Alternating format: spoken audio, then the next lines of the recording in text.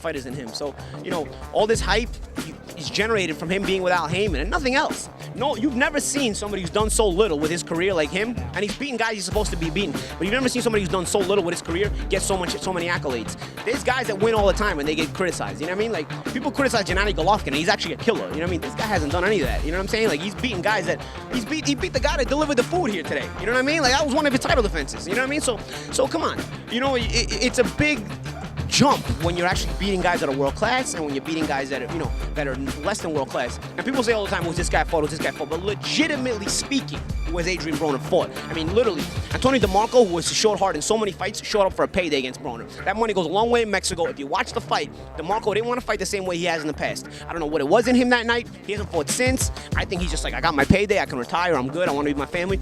More power to him, that's fine. But he fought like a punk when he fought Broner. And I know the talent of Broner has something to do with that. But at the same time, it's a guy that you have to dig in and make him dig your heels in the dirt and make him have to dig in and see where he goes from there. He doesn't like to dig in. It makes me a student of the game, but I think they complement each other. You know, I have to be a student of the game to be a fighter, and I have to be a student of the game to be a broadcaster. So I think they complement each other. You know, so it's a situation where you know, it goes hand in hand. I think I'm a good fit for it because I talk a lot to begin with. Now, whoever knew I could get paid to talk a lot, you know? So it was good, you know?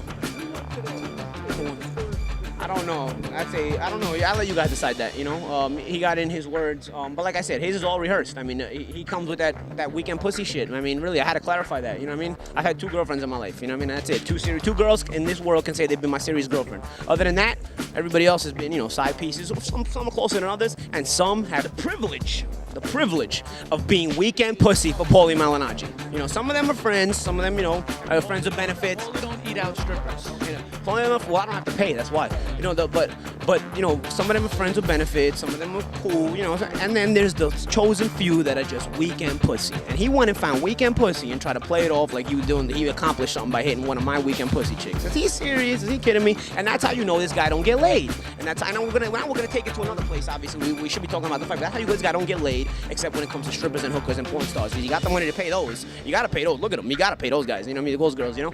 So, you know, when you misconstrue how the game is played with females, that tells me you don't get laid very often. And when you do, you're getting laid from hookers. You're paying for it. You got no game at all. You got no game. And with that corny game, I'm sure he got no game.